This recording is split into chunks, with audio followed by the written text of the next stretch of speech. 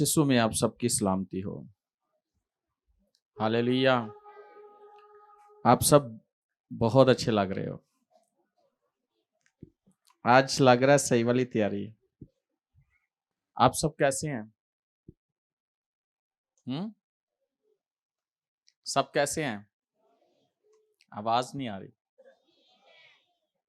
हाँ, ठीक लग रहे हैं। तो आज हम बाइबल मुकद्दस में से देखेंगे जिनके पास खुदा का जिंदगी बख्श कलाम है।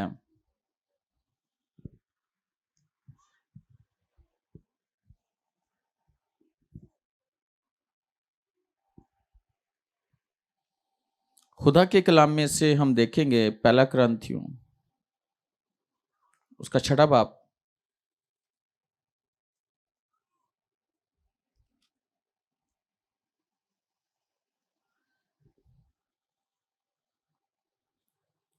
और उसकी 12वीं आयत से मैं पढ़ूंगा। लिखा है, सब चीजें मेरे लिए रवा तो हैं, मगर सब चीजें मुफीद नहीं। सब चीजें मेरे लिए रवा तो हैं, लेकिन मैं किसी चीज का पाबंद ना हूंगा। खाने पेट के लिए हैं और पेट खानों के लिए, लेकिन खुदा उसको और उनको नेस्त करेगा। मगर बदन हरामकारी के लिए नहीं, बल्कि खुदावन के लिए है, और खुदावन बदन के लिए। और खुदा ने खुदावन को भी जलाया और हमको भी अपनी कुदरत से जलाएगा। क्या तुम नहीं जानते कि तुम्हारा बदन मसीह के अज़ा हैं? बस क्या मैं मसीह के अज़ा लेकर कसबी के अज़ा बनाऊं? हरगिज नहीं। क्या तुम नहीं जानते कि जो कोई कसबी से सोबत करता है वो उसके साथ एक तन होता है, क्योंकि वो फरमाता है कि वह दोनों एक तन होंगे। और जो खुदावन की सोबत में रहता है वो उसके साथ एक रूह होता है। हरामकारी से भागो। जितने गुनाह आदमी करता है वो बदन से बाहर है, मगर हरामकार अपने बदन का भी गुनाहगार है। क्या तुम नहीं जानते कि तुम्हारा बदन रूहुल कुद्दस का मक़दिस है, जो तुम में बसा हुआ है और तुमको खुदा की तरफ से मिला है, और तुम अपने नहीं, क्योंकि कीमत से खरीदे गए हो। बस अपने बदन से खुदा का जलाल जाहिर करो। खुदावन के कलाम के पढ़े सुने जाने पर खुदावन की खास बरकत हो। हम 17 नंबर आयत पर गौर करेंगे। लिखा है, और जो खुदावन की सोबत में रहता है वो उसके साथ एक रूह होता है। जो खुदावन की सोबत में रहता है वो खुदावन के साथ एक रूह होता है। आज हम इस बात पर गौर करेंगे, इस आयत पर गौर करेंगे, और आज हम सीखेंगे खुदा के कलाम में से कि खुदा के साथ, यानी कि खुदा की रूह के साथ एक होना। खुदा की रूह के साथ एक होना। हम खुदा की रूह के साथ एक कैसे हो सकते हैं?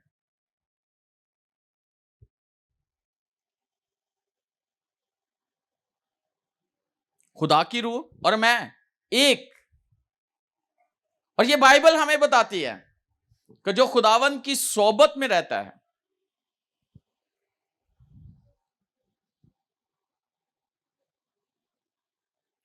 वो उसके साथ एक रूह होता है। और जो सोबत लफ्ज है, इस पे मैं जब इसको गौर कर रहा था तो इसका मतलब है ग्लू है। क्या है? ग्लू, चिपकना। ग्लू क्या करती है? जोड़ती है ना। और इंग्लिश में लफ्ज है जॉइंट, जोड़ना। और आपको पता है ग्लू क्या करती है? जोड़ती है ना। तो इसका एक और मतलब है,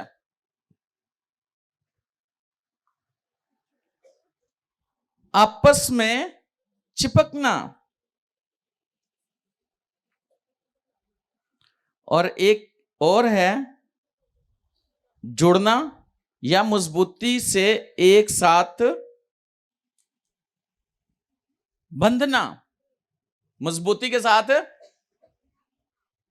बंधना यानी एक साथ बंधना।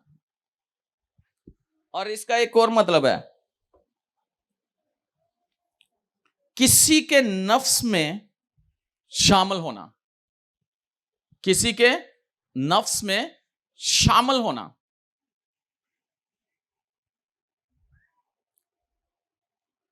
तो खुदा की सोबत में रहना, इसका मतलब है खुदा के साथ जुड़ जाना, खुदा के साथ चिपक जाना, मजबूती के साथ उसके साथ रहना।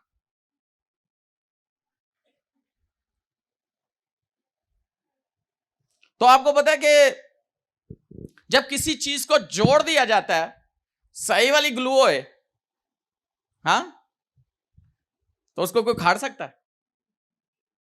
हाँ, सही वाली ग्लू, सही। और किसी के साथ जुड़ जाना यानी कि खुदा के साथ जुड़ जाना, इसका मतलब है खुदा के साथ क्या होना? जुड़ जाना, मजबूती के साथ चिपक जाना। कोई भी अलग ना कर सके खुदा से।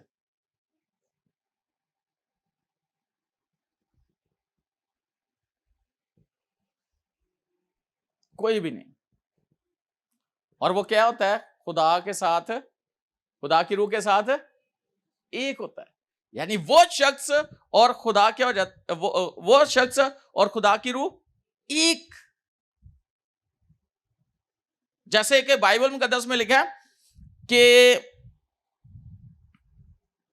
आदम और हवा को जब खुदा ने बरकत दी तो लिखा है कि वो क्या होंगे? एक होंगे, एक तन।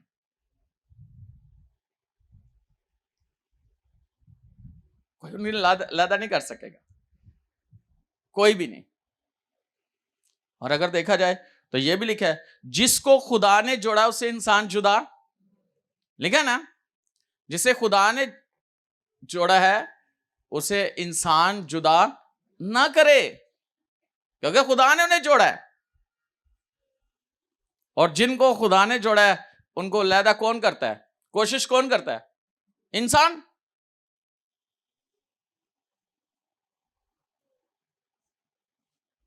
इंसान पूरी कोशिश करता है। और अच्छा, कितने हैं जो,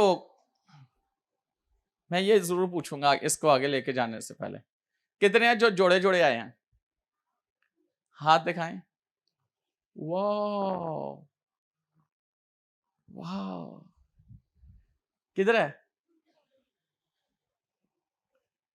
किधर है?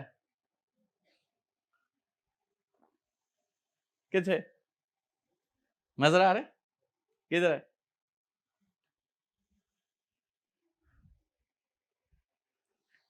इधर से कोई जोड़ा जोड़ा है? वाह।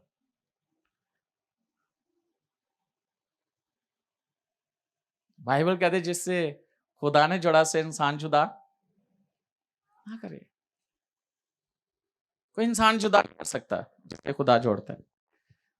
ये बहुत जरूरी है हमें समझ आए। और बाइबल में लिखा है कि खुदा ने कहा वो एक तन होंगे।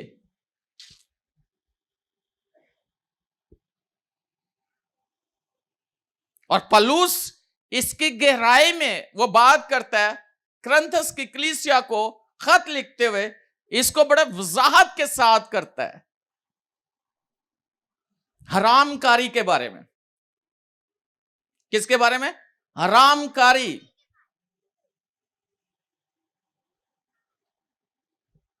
लफ्ज एक है ज़िनाकारी और एक है हरामकारी।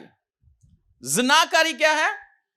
जो कि अभी शादी जिनकी नहीं हुई उसको क्या कहते हैं? ज़िनाकारी। और जो हरामकारी है, जो शादीशुदा होते हुए यानी कि बीवी के होते हुए किसी और के साथ, तो ये हरामकारी है। इसको बदकारी भी कहा गया है।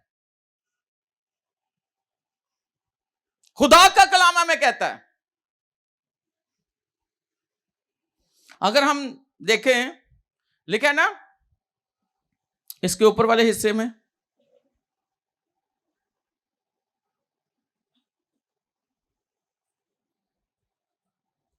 ओ ठीक हो गया, हालेलुया। सब कहे हालेलुया। अगर 15 यहां देखे, क्या तुम नहीं जानते कि तुम्हारा बदन मसीह के अज़ा हैं? यानी हमारे बदन क्या है? मसीह के अज़ा हैं। पस क्या मैं मसीह के अज़ा लेकर कसबी के अज़ा बनाऊं? आगे वो कहता है हरगिज नहीं, हरगिज नहीं। अगर देखा जाए तो हमारा जो बदन है ये किसका है? मसीह का। हमारे बदन के जो अज़ा हैं किसके हैं? मसीह के। तो अगर इसी बदन को लेकर हम, जो खुदावन यीशु का बदन है, असल में ये बदन किसका है? मसीह का। अगर इसी बदन के अज़ा लेकर हम कसबी के पास जाएंगे,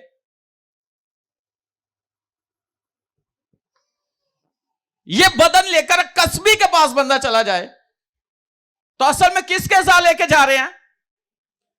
हाँ, ये बदन किसका है? मसीह का।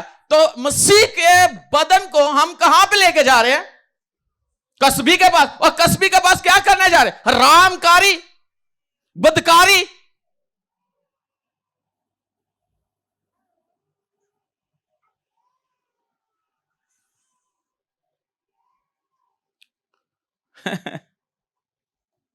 और यह चीज खुदा को बिल्कुल पसंद नहीं है।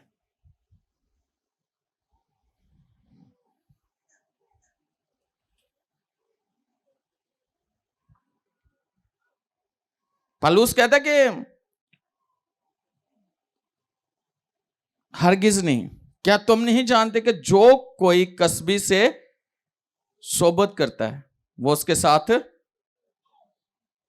साथ एक तन होता है, क्योंकि वो फरमाता है कि वो दोनों एक तन होंगे। कहा था ना खुदा ने, मियां बीवी को क्या कहा था? वो एक तन होंगे। इसका मतलब है कि शौहर और बीवी एक तन होंगे। बाइबल के मुताबिक खुदा ने बरकत दी है एक होने के लिए। लेकिन कोई अगर शादीशुदा होते हुए, बीवी होते हुए किसी और के पास जाता है, तो वो कसबी के साथ एक तन होता है।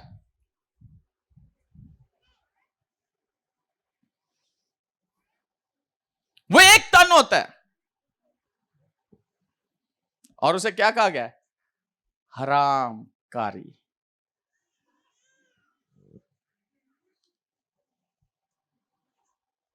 हरामकारी कहा गया है। इसका मतलब है कसबी के साथ सोबत करना, तो उसके साथ क्या होना है? जो मैंने अभी बताया। इसका मतलब क्या है?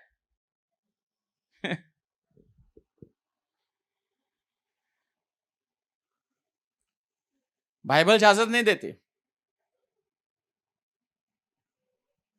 हरगिज इजाजत नहीं देती।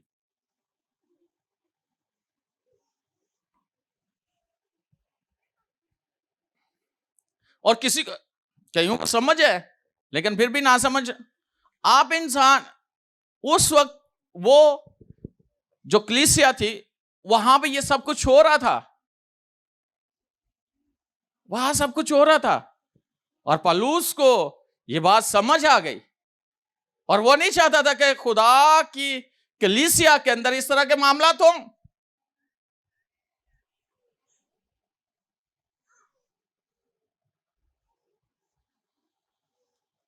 और कोई उस वक्त जो वो लोग थे, कोई किसी को पूछने खींचने वाला नहीं था, जो दिल चाहे। आज भी बहुत सारे लोग ऐसे ही हैं। अगर हम पांचवें बाब की छठी है देखें, लिखा है, मैंने अपने हाथ में तुमको ये लिखा था कि हराम कारों से सोबत ना रखना। अब पलूस पता क्या कह रहा है? हराम कारों से सोबत है। कई लोगों को पता भी होता है कि ये इस तरह के है, तो फिर भी उनके साथ क्या रखते हैं? हाँ? फिर भी उनके साथ रफाकत रखते हैं, फिर भी उनके साथ उठना बैठना मिलना जुलना। पलूस कहता है कि मैं तुम्हें कहता हूं कि ऐसे लोगों से, हराम कारों से सोबत है। आगे वो क्या कहता है सुनिए जरा। उसने कहा मैंने तुम में हाथ लिखा है, ये तो नहीं कि बिल्कुल दुनिया के हरामकारों या लालचियों या जालमों या बुत प्रस्तु से मिलना ही नहीं, क्योंकि इस सूरत में तो तुमको दुनिया ही से निकल जाना पड़ता। लेकिन मैंने तुमको दर हकीकत यह लिखा था कि अगर कोई भाई कहलाकर, क्या करके?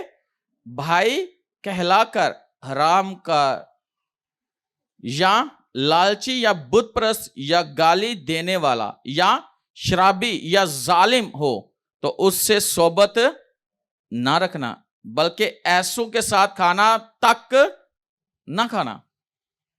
बाइबल क्या कहती है? पौलुस कहता है मैं उन लोगों के बारे में नहीं बात कर रहा। फिर तो तुम्हें दुनिया में इस तरह के लोग हैं कि नहीं है? हमारे इर्द गिर्द जहां पे हम जॉब करते, जहां पे आना जाना है, हर तरह का इंसान आपको मिलेगा कि नहीं मिलेगा? वो कहता है मैं उनकी बात नहीं कर रहा, फिर तो तुम्हें दुनिया से निकल जाना पड़ेगा। मैं उसकी बात कर रहा हूं जो भाई कहलाकर, भाई किसको कहा गया है? ईमानदार को, जो ईमानदार होते हुए जिसने बपतिस्मा लिया है और जिसने तौबा की हुई है और जो यीशु मसीह के कफारे को जानता है, मसीह की मोहब्बत से वाकिफ है, यानी कि पूरी तालीम से वाकिफ है, सब कुछ पता है, सब कुछ होते हुए भी उसे सारा इल्म है, तो भी वो क्या कर रहा है? हरामकारी कर रहा है।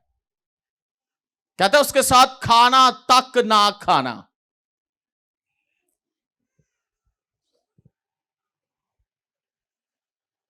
खाना तक ना खाना। ये बाइबल में पौलुस ने लिख के दे दिया है। कुछ लोग हैं ऐसे लोगों को प्रमोट करते हैं,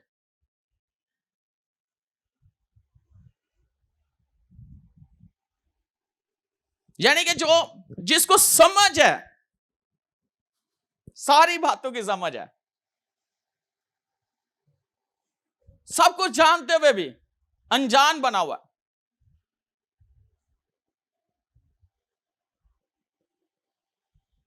ऐसे लोगों की खुदा अदालत करेगा, बाइबल में लिखा हुआ।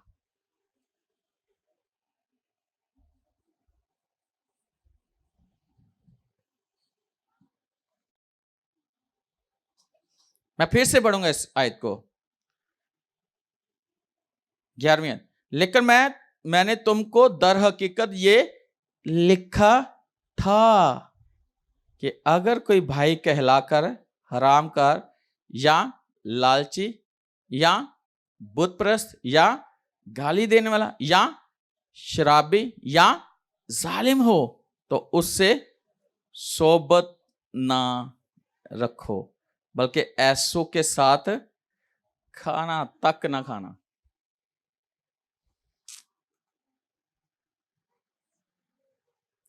खुदा का कलाम बड़ा सख्त है।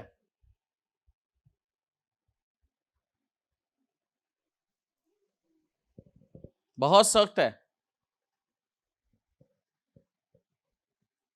शायद आपके इर्द गिर्द ये कलाम आज खुदा आपसे क्यों कर रहा है, शायद आप ऐसे लोगों को जानते हो सकता है आपके दोस्तों में से कोई हो सकता है आपके रिश्तेदारों में से कोई हो सकता है कि आपके इर्द गिर्द कुछ ऐसा हो।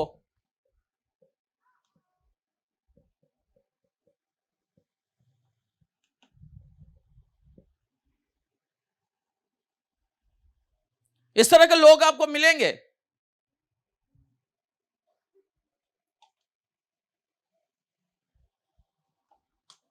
लेकिन उनके लिए क्या है, वो शैतान के हाथों में चले जाते हैं, उन्हें नुकसान होता है।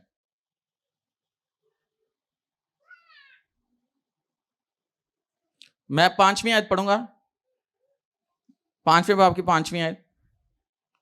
जिस्म की हलाकत के लिए शैतान के हवाले किया जाए ताकि उसकी रूह खुदावन यस्सु के दिन नजात पाए। आपको पता है कई ऐसे लोग ने वो भुगतते भी होंगे ने, फिर अपने आप को फिर भी ठीक नहीं करते,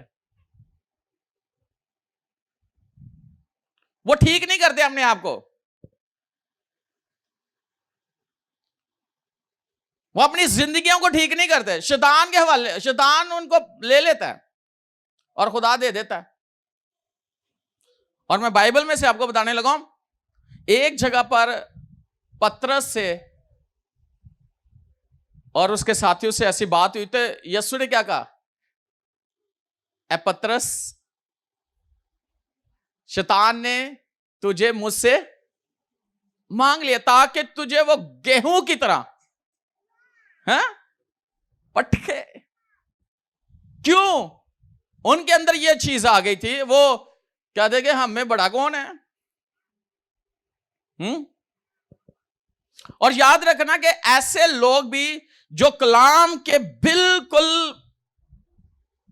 वो अपनी मर्जी से जिंदगी गुजारना चाहते हैं, और जब वो अपनी मर्जी से जिंदगी गुजारना चाहते हैं फिर शैतान उनकी जिंदगी में मुदाखलत करता है।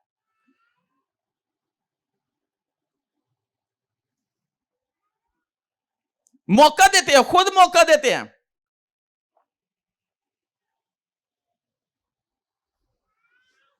जरा पढ़ना,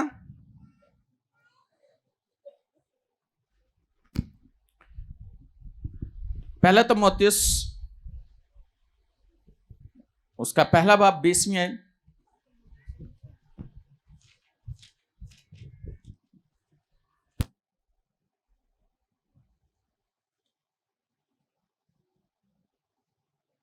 पहला तीमुथियुस पहला बाब 20वीं है।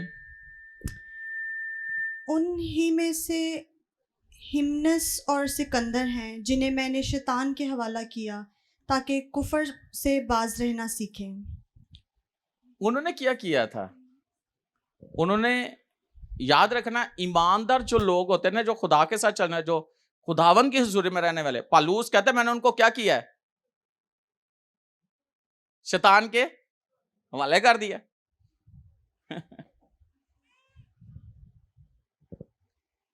उन दोनों को, क्योंकि वो क्या करने वाले थे, कुफर बकने वाले थे। ऐसे लोग भी अबलीस के हाथों में चले जाते हैं जो खुदा के लोगों के खिलाफ खड़े होते हैं।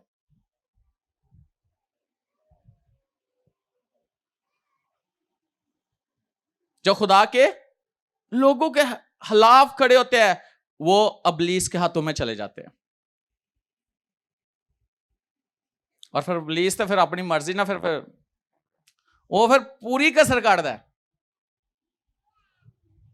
और मैं आज आपको यह बात बताना चाहता हूं, एक सच्चा मैन ऑफ गॉड जब वो किसी को कह देना और उसकी कोई खिलाफत या उसकी मुखालफत अगर उसके मुंह से लफ्ज, तो सीधा दूसरा बंदा शैतान के हाथों में चला जाता है।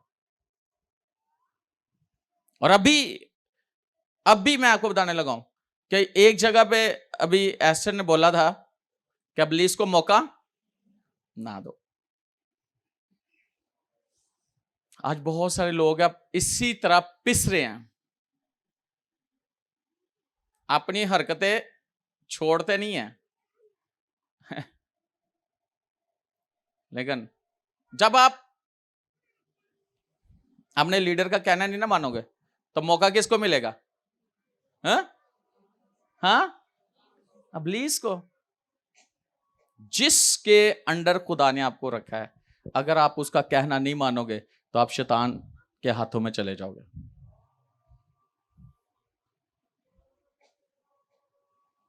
कभी कभी मना किया जाता है ना, यहां पे नहीं जाना, तो सारे काम छाड़ के पहले उत्थे जाना है। ऐसे कभी किसी को आपने देखा होगा, किसी को मना किया जाए ये काम नहीं करना, तो क्या करते हैं? सारे काम छाड़ के पहले वही करने ने। और याद रखना कि जिस काम के लिए खुदा ने आपको चुना है वो काम करो। जो दाऊद का मशीर था वही शख्स अभी सलूम को मशा देने चला गया। किसके खिलाफ? दाऊद के खिलाफ। और जिसके लिए खुदा ने उसे खड़ा किया है? मशा किसको देना था?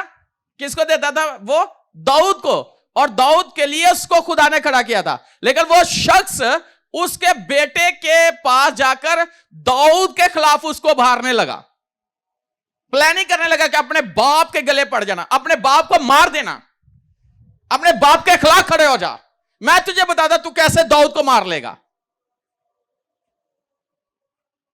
आप पढ़ सकते हो पहला सलातीन उसका 17वें बाब में आपको जिक्र मिलेगा। और क्या हुआ? लिखा है कि खुदा ने जो अबीसलूम है ना, उस वक्त क्या किया कि उसको ज़ेन को उसको मानने नहीं दिया उसकी बात। हालांकि उसने मशवरा बिल्कुल सही दिया था। अगर वो अबीसलूम बात उसकी मान लेता तो उसने दाऊद को क्या करना था? लेकिन खुदा ने मुदाखलत की। खुदा ने क्या किया? खुदा ने उसकी सोच को बदल दिया। अबीसलूम की, दाऊद के बेटे की सोच को बदल दिया उसने उसका मशवरा। क्योंकि एक और शख्स ने आकर मशवरा दिया, नहीं नहीं इन्हें तेन गलत मशवरा देता है। तो क्या हुआ?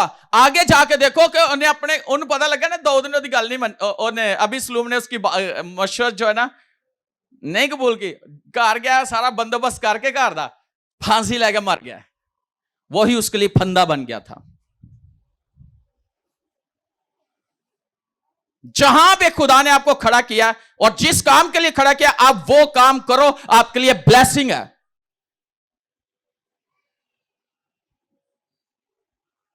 उसी के खिलाफ खड़े ना हो जो।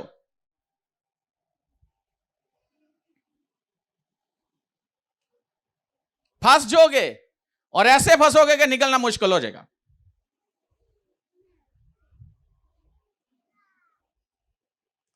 जिसका जो काम हो उसे वही काम करना। लिखा है ना कि हमारा बदन जो है, हमारे बदन के अज़ाए वो किसके लिए है?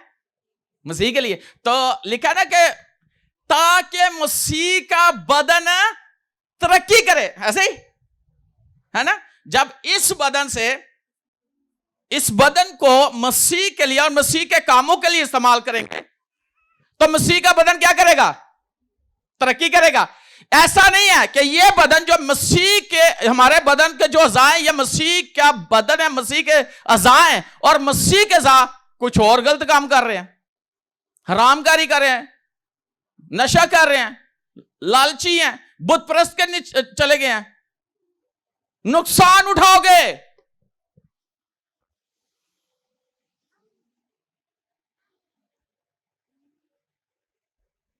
नुकसान होगा आपका, उसका कुछ नहीं जाएगा।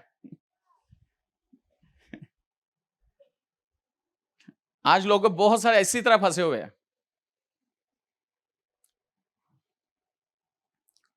उन्हें कौन निकाले? वो खुद निकलेंगे।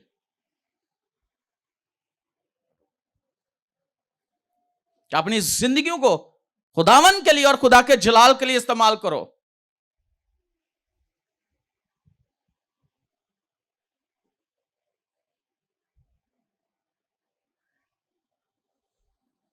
हालेलुया। जो खुदावन की सोबत में रहता है वो खुदावन की रूह के साथ एक होता है। तो जब याद रखना, खुदा की रूह और हमारी रूह एक हो गई है, तो पीछे क्या रह गया? पीछे कुछ रह गया? हाँ, कुछ नहीं। यानी कि वो और खुदा एक हो गए हैं, वो एक हो गए हैं, एक नजर आ रहे हैं, बाइबल मुकद्दस के मुताबिक एक हो गए हैं। जो खुदा की सोच है उस शख्स की सोच हो गई है। जो खुदा सोचता है वही सोच उसके उस शख्स के जहन में आ चुकी है कि वो और खुदा एक हो गए हैं। जो खुदा करना चाहता है वो शख्स वही करेगा। फिर अपनी मर्जी नहीं हमारी जिंदगी में।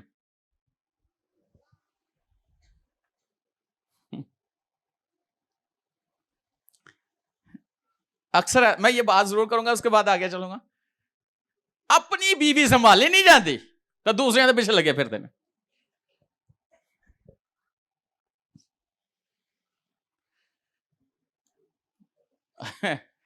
यही मैं औरतों के लिए बोलूंगा, क्योंकि बराबर काम है। ये सिर्फ मर्दों के लिए नहीं, औरतों के लिए भी है।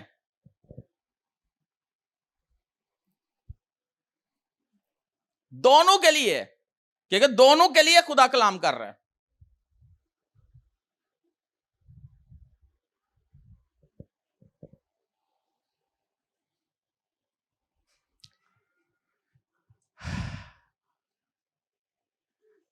बाइबल हमें यह बताती है कि हर कोई एक एक बीवी का शौहर हो नए अहदनामे में। तो लोग की भला की करते हैं, जिन्हें रखनी हो तो भला की करते हैं, पुराने अहदनामे च चले जाते हैं।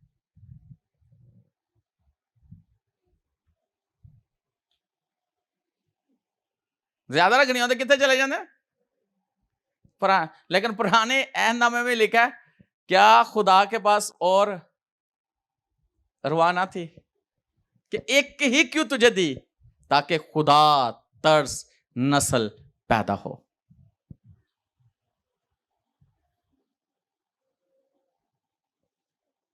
पसलियां कितनी ली थी खुदा ने?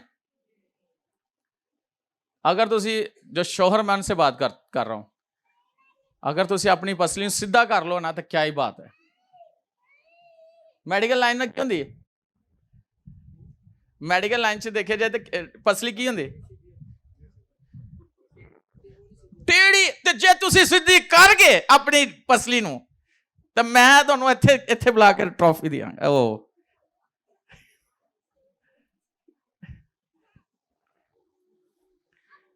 अपनी संभाली नहीं जाते तो दूसरियां दे पीछे लगे फिरते हैं। और याद रखना, अगर तुसी बाज ना है ना तो मुश्किल पैदा होती है। Hallelujah, hallelujah. जरा देखें यीशु क्या कहता है। यूहन्ना की इंजील 17वां बाब 21वीं आयत।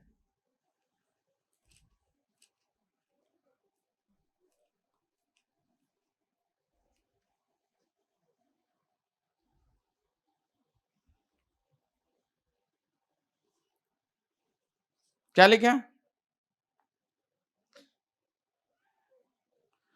ताकि वो सब एक हो, यानी जिस तरह ए बाप तू मुझ में है और मैं तुझ में हूं, वो भी हम में हूं, और दुनिया ईमान लाए कि तू ही ने मुझे भेजा। क्या ही बात है। यीशु कहता है ताकि वो सब एक हो, यानी जिस तरह ए बाप तू मुझ में है और मैं तुझ में हूं, वो भी हम में हूं। ये यीशु की ख्वाहिश है और यीशु बाप से कह रहा है कि जैसा तू मुझ में है मैं तुझ में हूं, है वो सब एक हो जाएं। आज अगर देखा जाए, शुक्र है खुदा दा मेरी टीम सही, लेकिन अगर देखा टीम वर्क काम किता दिता जाए तो किसी दी बनती नहीं टीम दे नाल। एक दो दी बने दी, बाकी तो कोई उधर गया तो कोई उधर गया। जो सारे बैठे होंगे तो ऐन लगन के इकट्ठे ही ने, तो बाद च वेखो तो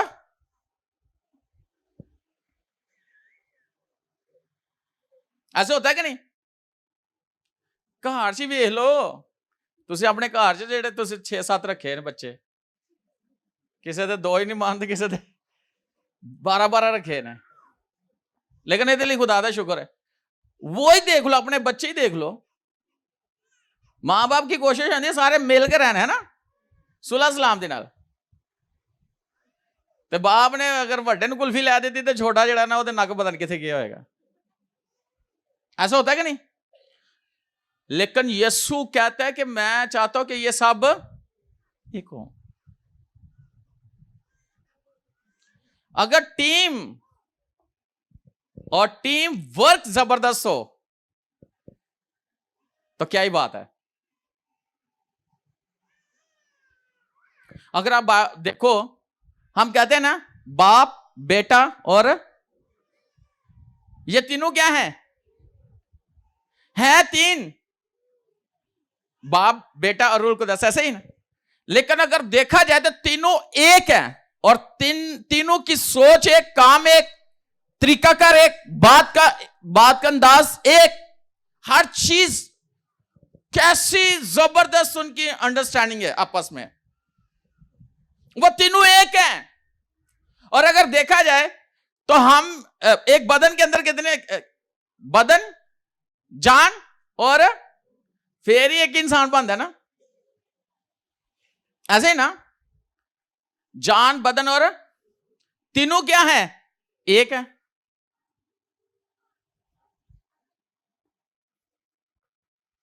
अक्सर कहते हैं तू मेरी जान है, तो तेरी जान बाहर फ्रंट है, ये किथे बाहर, तो मेरी जान, तो जान कहां होती है, खून में, तो खून बाहर लगा फिरता।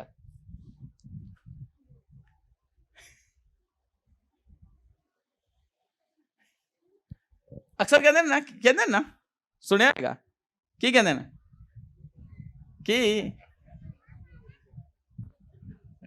मन कह रहे हैं पास्टर की कह रहे सुनिया रे कि क्या कह रहे हैं,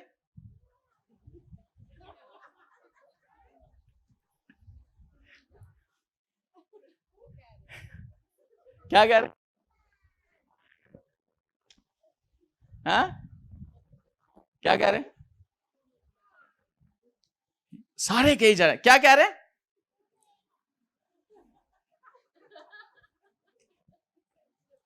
तू मेरी जान है, तो जान है जरा तो भूल जाता बंदा।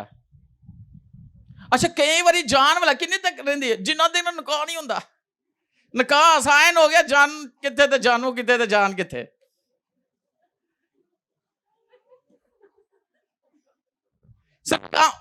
शादी हुई है लेकिन बहुत जल्दी हो जाएगी।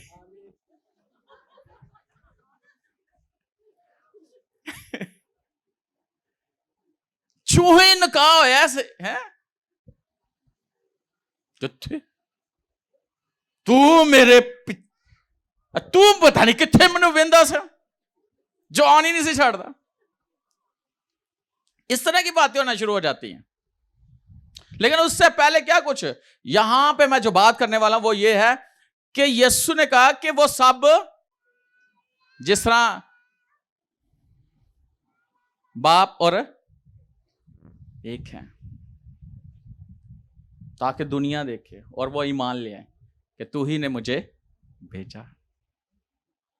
जिसने भेजा है वो साथ रहकर काम भी करता है।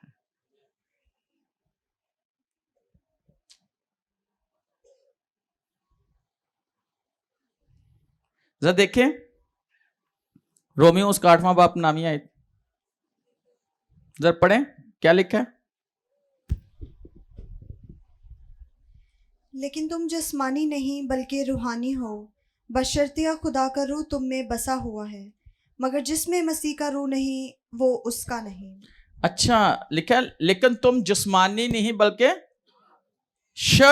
एक शर्त है कि खुदा का रूह तुम में बसा हुआ हो, मगर जिसमें मसीह का रूह नहीं वो उसका, जिसके अंदर मसीह का रूह नहीं है ना वो उसका नहीं है। इसका मतलब है कि जो रूहानी है उनके अंदर मसीह का रूह होना बहुत जरूरी है। मसीह का रूह होना चाहिए कि नहीं? अगर मसीह का रूह नहीं है तो हम मसीह के। और एक बात याद रखना, मैंने अपनी जिंदगी में देखा, जब इंसान को रूह कुदस मिलता है ना, उसकी लाइफ बदल जाती है। जिसको सही वाला मिला है उसकी टोटली लाइफ चेंज हो जाती है, उसकी जिंदगी बदल जाती है। तो कितने लोग चाहते कि वो इसी तरह खुदावन में और खुदावन के कामों में वो बढ़ते और तरक्की करते चले जाए? कितने लोग चाहते हैं? Praise God. खुदावंद ऐसे ही करे। मेरे से देखिए, पढ़िएगा जरा गलतियों उसका 2 बाब उसकी 20वीं आयत। फिर इसके लिए कुछ करना पड़ेगा आपको।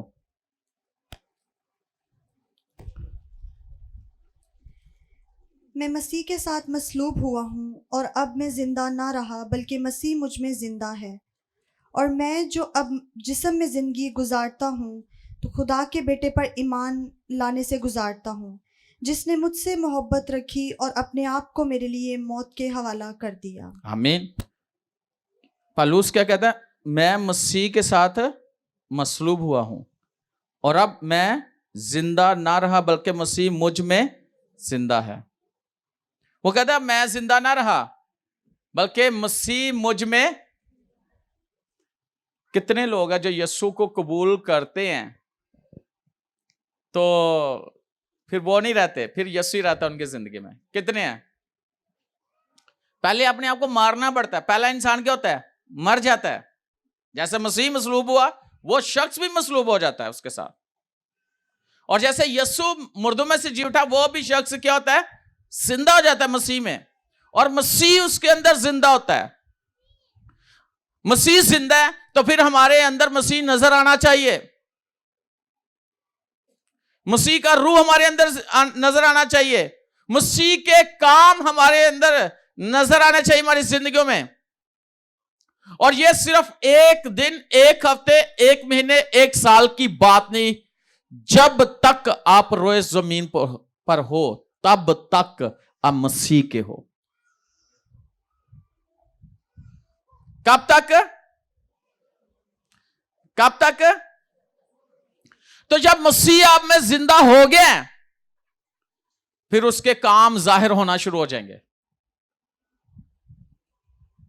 फिर वो जाहिर होना शुरू हो जाएगा। और पौलुस की जिंदगी में मसीह जिंदा हुआ। पहले तो फड़ के मारदा सी, ते बन के मारदा सी, ते जेड़े संसार कीते जांदे सी उन्हां दे कपड़ियां नूं उन्हां दी राखी करदा सी। स्तिफनस जो संसार हो रहा तो ਉਹਦੇ कपड़ियां दी की करन दिया सी? परवाने लेके जा रहा है, वो लेके जा रहा है, लेटर लेके जा रहा है कि मसीहा नूं की करना है। लेकिन जब उसको यीशु नजर आए, कहां पे? दमिश्क की राह पर, तो उसकी जिंदगी टोटली चेंज हो गई।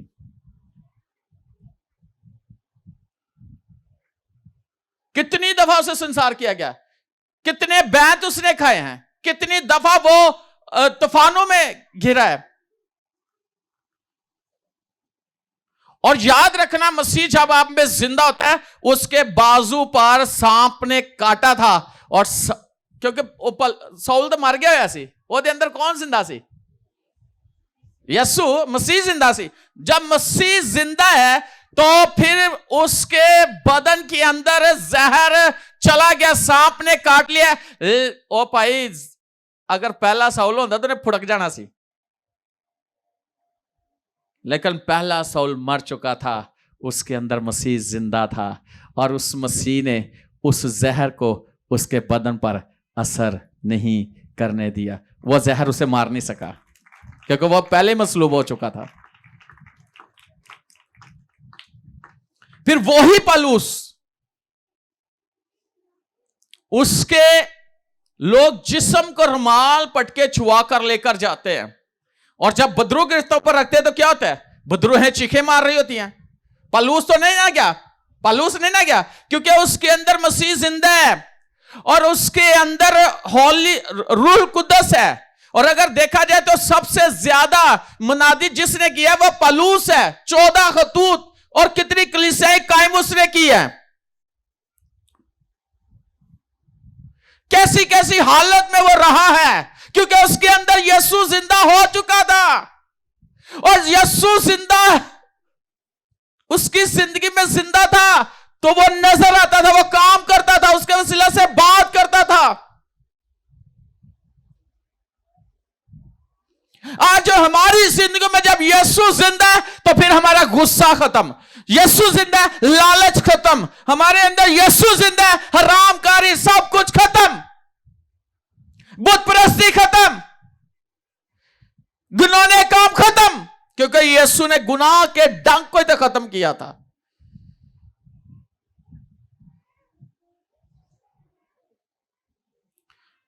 लेकिन अगर तुम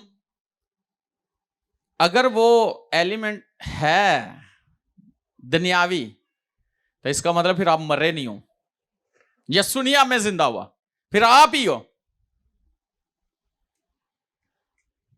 फिर आप ही हो, फिर यीशु नहीं है।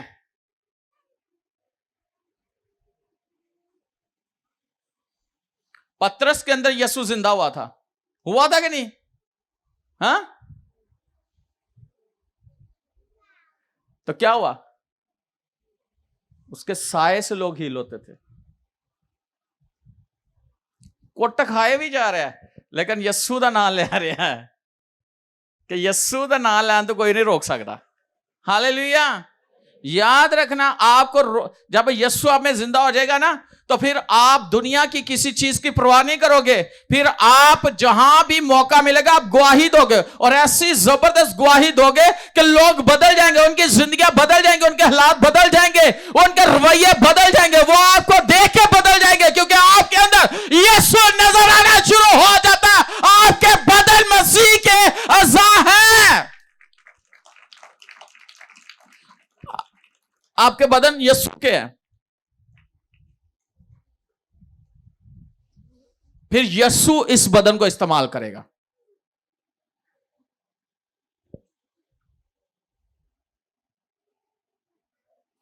कैंसर तुहाड़े बदन च नहीं फिर रह सकता, टीबी नहीं रह सकती, कोई चीज ऐसी नहीं रह सकती जेड़ी तुहानू नुकसान पहुंचा सके तुहाडे बदन नू।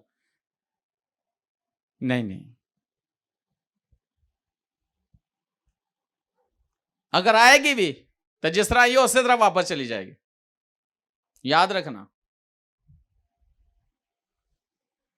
याद रखना।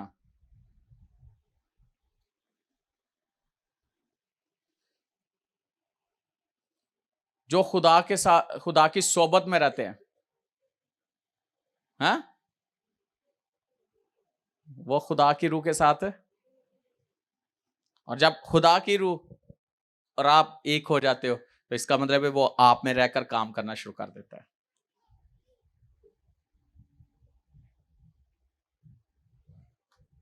फिर वो आप में रहकर काम करता है, और हर एक चीज फिर आपके वसीला से खुद ब खुद होना शुरू हो जाएगी। Hallelujah, hallelujah.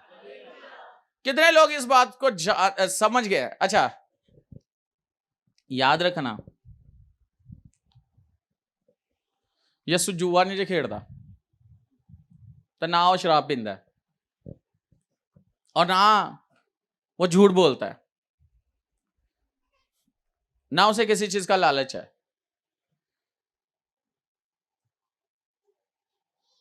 ये सारे काम किसी और ने रखे हुए हैं।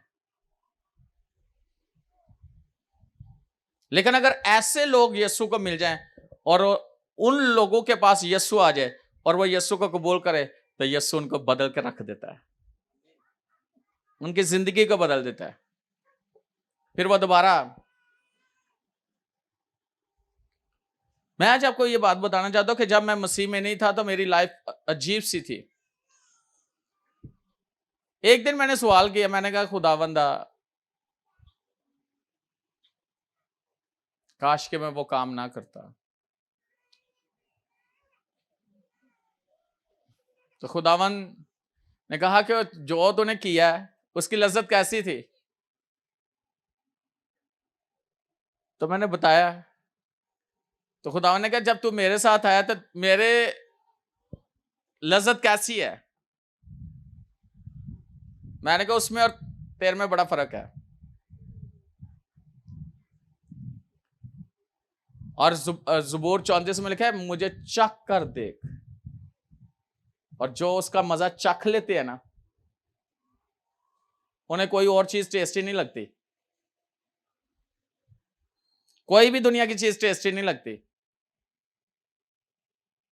क्योंकि उन्हें मसीह का और उसकी प्रेजेंस का, उसके रूह का टेस्ट चखा हुआ है।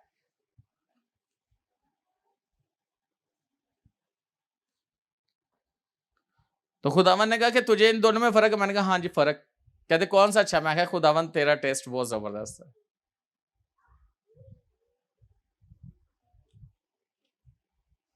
अगर आपने उसका मजा चखा हुआ है तो फिर आपको कोई और चीज अच्छी लगेगी? हाँ,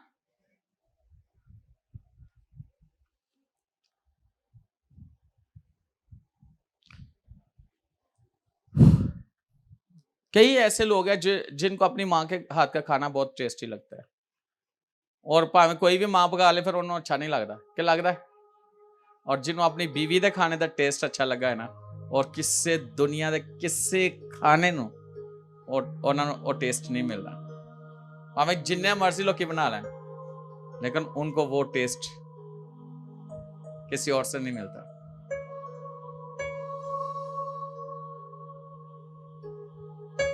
ये मैंने बहुत बड़ी बात की, अगर आपको समझ आ जाए।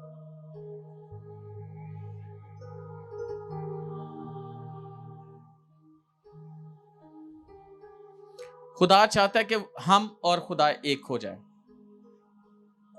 ताकि हम में रहकर वो काम करें।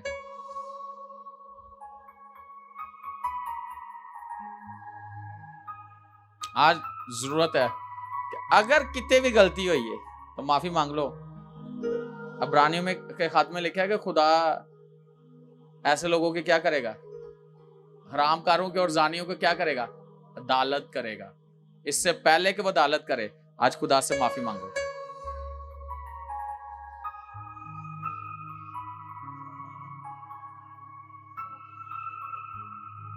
आज माफी मांगो और देखना आपकी लाइफ कितनी जबरदस्त होगी।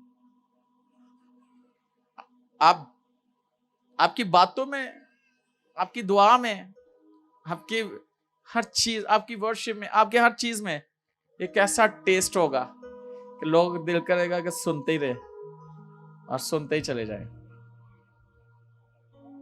सच्ची तौबा करनी है। कौन सी? मोड़ के नहीं, फिर मोड़ के नहीं। मैं बात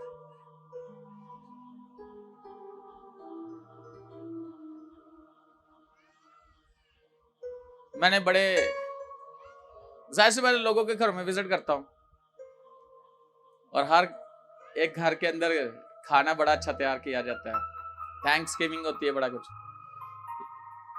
अच्छा लगता है, लोग बहुत प्यार से बनाते हैं। लेकिन दुनिया में अगर कोई सबसे ज्यादा टेस्टी खाना मुझे लगता है तो वो मेरी वाइफ है। सबके खाने अच्छे हैं कि नहीं, जो खाना वो बनाती है मुझे कहीं से वैसा खाना, वो चीज खाना, भूख तो मिटाने के लिए खा ही लेता है बना, है ना। लेकिन एक राज्य के खाना और लज्जत वाला खाना वो सिर्फ ऐसे ही बना सकती है। और याद रखना, अगर आप इस बात को समझ जाओ, कहीं अपनी बीवी की तारीफ ही नहीं करते, जिन्ना मर्जी अच्छा कर ले, की बना ले, नमक ज्यादा, मिर्च घट है, वो फलाने वेखे, और जाओ काम करो।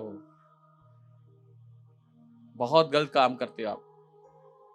लेकिन कईयां दे शोहर बना देने, वो बीबियान पता होगा कैसा टेस्ट। कोई बुरी बात नहीं है, अच्छी बात है, अच्छी बात है। मैंने कभी पानी का गिलास भी खुद नहीं पिया, कभी कभी पी लेता हूं, लेकिन जब वाइफ है तो सब कुछ। लेकिन 24 घंटों में से एक कप का चाय का कप मैं खुद बना के देता अपनी वाइफ को।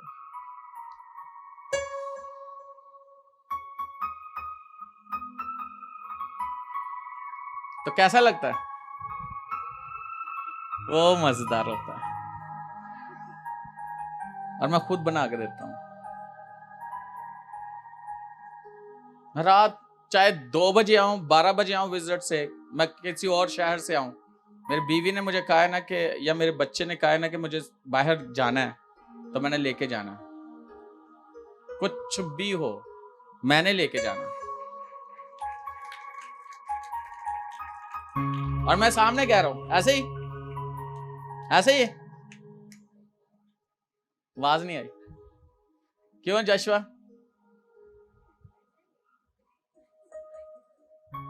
ऐसा ही है। लेकिन जब मेरी बस हुई होती ना सही वाली, तो मैंने कोई एक दफा कहता कि नहीं आज नहीं, इन्होंने दोबारा नहीं कहना। उनको ये पता है कि आज किसी वजह ना क्या नहीं तो ये लेके जाते हैं। ये कभी कहता, ये नहीं हर बारी, जब कोई बहुत ही ज्यादा जो है ना तब। और कई दफा ऐसे हुआ, मैं आपको बताता हूं, कई दफा सुबह 6 बजे मैं आता हूं, 5 में मेरे टीम के साथ होते हैं। ऐसे होता है ना, सुबह अगर मैं 5 बजे 4 बजे भी आया हूं, कई दफा इनको मैंने बाहर जाकर नाश्ता करवाया। ऐसे ही मॉर्निंग में इनको मैं बाहर लेके जाकर इनसे नाश्ता करके फिर मैं जाकर सोता हूं। ऐसा नहीं है। और जहां इन्होंने करना है कहना है वहीं पे। ये बरकत ऐसे नहीं है,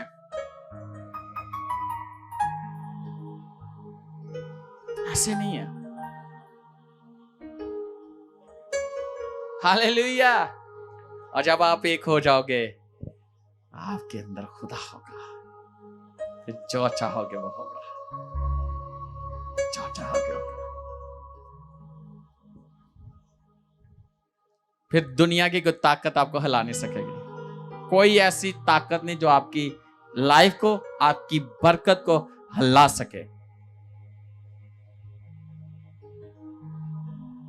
और सबसे मैं बता रहा हूं, आपकी गवाही आपके घर से है। और बाइबल कहती है जो घर का बंदोबस्त नहीं कर सकता, उसने खुदा का काम कैसे करना?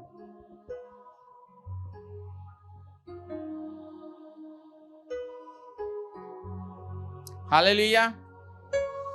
ऐसा नहीं कि मुझे गुस्सा नहीं आता, सारा कुछ होता है, लेकिन वो भी किसी खास टाइम पे आता है। मैं सारी बातें बता रहा हूं, ऐसा नहीं कि नहीं आता, आता है। गुस्सा को आना है गलत बात पे, लेकिन जब गुस्सा आना है फिर उन्हें मानना है कि वाकई से ही गुस्सा आया। Hallelujah, hallelujah.